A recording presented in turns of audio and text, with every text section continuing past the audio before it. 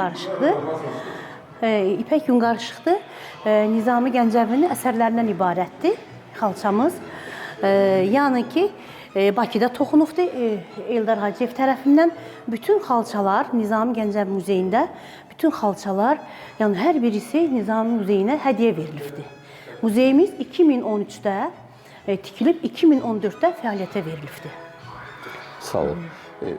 Bax, bu kitabımız olub əvvəl. Nizami Gəncəvi məqbərəsində muzey tikilməmişdən əvvəl. İlk dəfə, yəni məqbərəyə gələn qonaqlar hər birisi Nizami Gəncəvi haqqında öz fikirlərini, öz rəylərini bildiriblər. İlk dəfə yazılıbdır 1965-ci ildə bu kitab. Bəli. Sonra muzey tikiləndən sonra kitab gətirilib bura qoyulubdur, eksponat kimi qorunub saxlanılır. Evet. Bu xalçamız da Leyli və Məcnun əsərindəndir. Tam yun, yəni ipək sapla, yunla toxunubdur. Bu da hədiyyədir Nizami Gəncəvinin.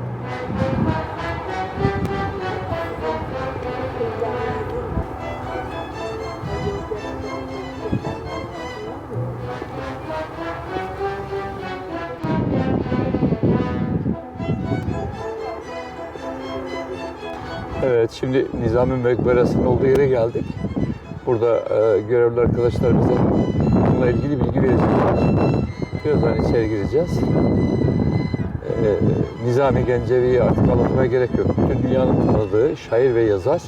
Türk dünyası için çok önemli bir profil. Bu profili biz bu ikinci defadır ben ziyaret ediyorum. İnşallah gençlerimiz de Nizami Gencevi'nin olduğu Gence'ye mutlaka gelmeliler ki Gence'nin kendi de çok güzel bir yer.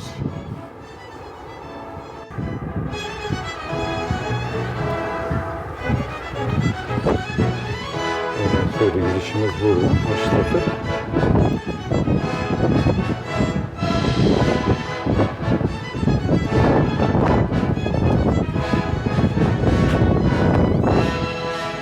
Şu andaki mezarı burada.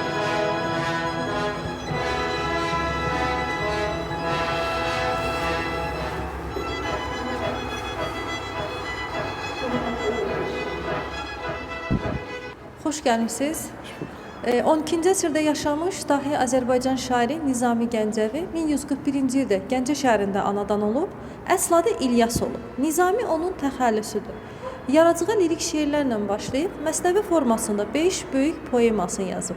Özü öz sağlığında poemasını Pənc, Gənc adlandırıb, sonradan ədəbiyyatşünaslar Xəmsə adlandırıbdılar. Dünya ədəbiyyatına da Xəmsə adı altında daxil olubdur. 1209-cu ildə 68 yaşında vəfat edibdir. Əvvəllər Şeyx düzü deyilən, sonralar Şıx düzü deyilən bu ərazidə dəfn olunubdur. İlk türbəsinin əsası 13-cü əsrin əvvəllərində qoyulub. 16-cı əsrdə türbə insanların ziyarət məkanına çevrilibdir. Hətta türbəyə şəhərin imkanlı şəxslər tərəfindən iyanələr bəxş olunurdu. Həmən iyanələrlə şəhərin yoxsul təbəqələrinin maddi ehtiyacları görülürdü. Şairin sağlığında bura Şeyx düzü, sonradan Şıx düzü adlandırılıbdır. Şıx düzündə tarixən bir çox döyüşlər baş verib. Bu döyüşlərdən biri 1826-cı ildə olan Yezavitpol Gəncə döyüşüdür. Həmən döyüş nəticəsində şairin türbəsinin kümbəzi dağılır. Uzun zaman təmir olunmadığından baxımsız vəziyyətə düşür. 19-cu əsrin 40-cı illərində Qarabağ xanlığının tarixçisi Mirzə Adgözəl bəy tərəfindən türbə bərpa olunur. Sonra burada 1922-23-cü ildə arxeoloji qazıntılar aparılır. Arxeoloji qazıntılar zamanı məlum olur ki, şairin qəbri qədim türk adət ənənəsinə uyğun kurqan tipli qəbirdə dəfn olunubdur. Qəbrin üzərində kiçik abidəni 1932-ci ildə bərpa edirlər.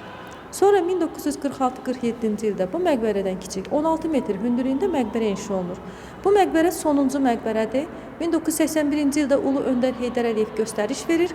Həmən göstərişdən 10 il sonra 91-ci ildə bu məqbərə tikilir.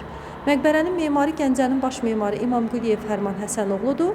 Hündürlüyü 22 metr 40 santimetrdir.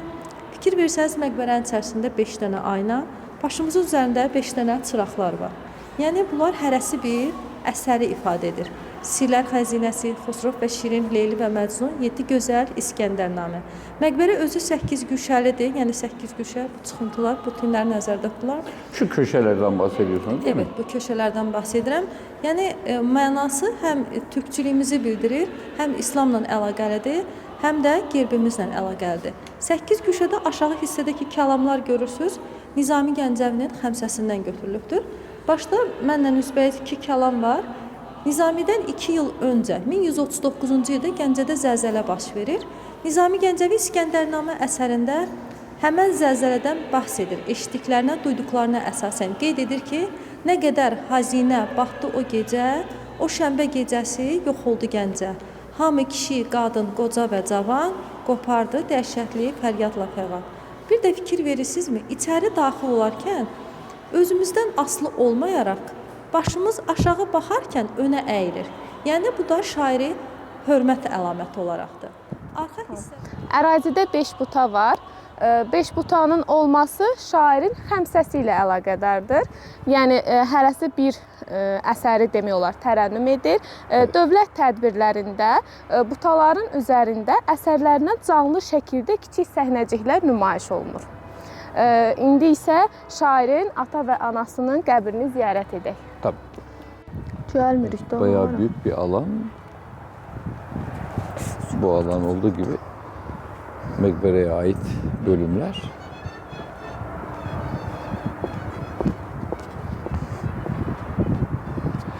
Şimdi babasının annesinin mezarı burada olduğuna göre Evet. demek ki Nizami buradan bir yerden doğmuş değil mi? Evet, Yani Gəncə şəhərində anadan doğum yeri olub. burası. Bəli.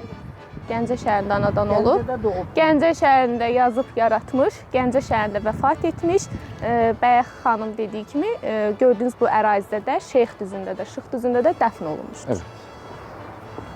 Yusif bəyin və anası Raisə xanımın qəbridir.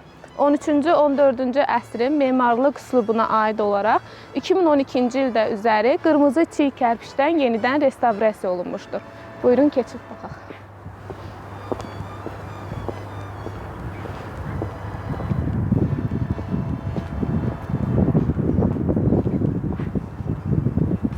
Atası Yusif bəy, anası Raisə xanımın dəfn olunduğu Sərdadə. Sol taraftaki Evet. babasının Evet. mezarı, sağ taraftaki de annesinin mezarı. Evet. Atası Yusuf Bey, anası Relse Hanım'ın defn olduğu Serdab'e diye yazılmış. Allah rahmet etsin. İyi evlat bırakmışlar.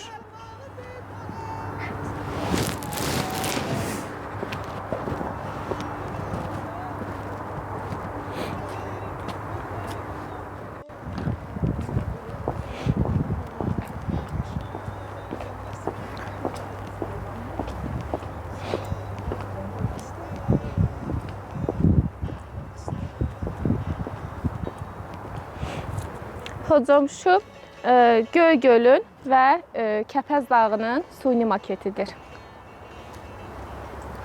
Ha, şu arkadaki dağ, Kəpəz dağı, Kepez Dağı, və burası da Göygöl. göl isə Göygölün suni maketidir. hansı ki 1139-cu ildə zəlzələ baş vermişdir. Evet. Həmən zəlzələ nəticəsində Kəpəz dağı aşıb, Ağsu çayının qarşısını kəsmişdir. Bir göl yaranıbdır ki, ondan biri də məşhur gəzdiyimiz, gördüyümüz Göygöldür. Bu göldə onun suni maketidir. Evet. Evet. Siz Göygöl hocam pilləkənlərimizin bəzilərində sayı 5-dir. Bu da xəmsə ilə əlaqədardır.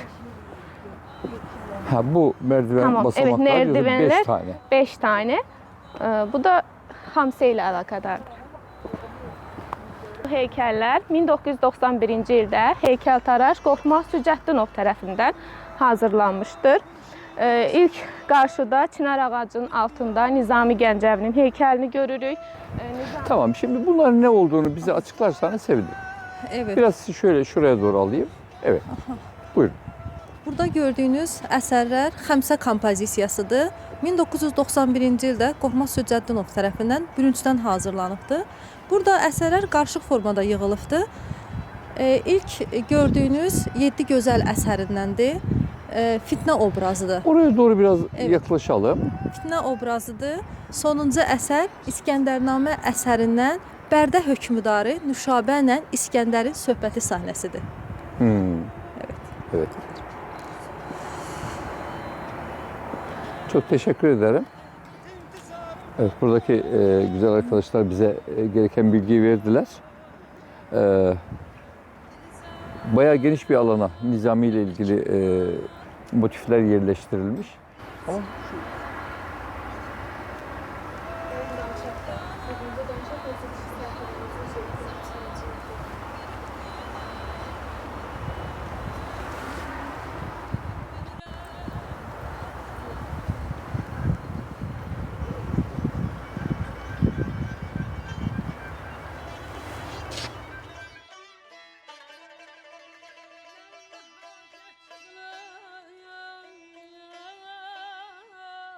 evet, buradan da Nizami'nin anıt mezarı çok muhteşem görünüyor.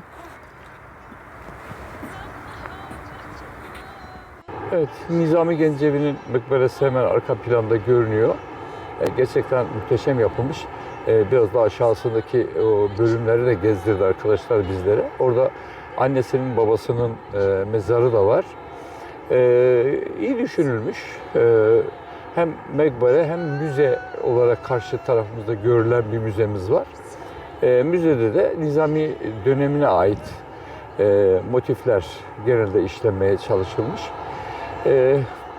Gence'ye gelip de burayı mutlaka görmek gerekiyor. Öyle arabayla falan hiç uğraşmayın. Taksiler çok ucuz. 4-5 manata buraya gelebilirsiniz. Burada vakit geçirmek mümkün. Gence'den herkese selamlar.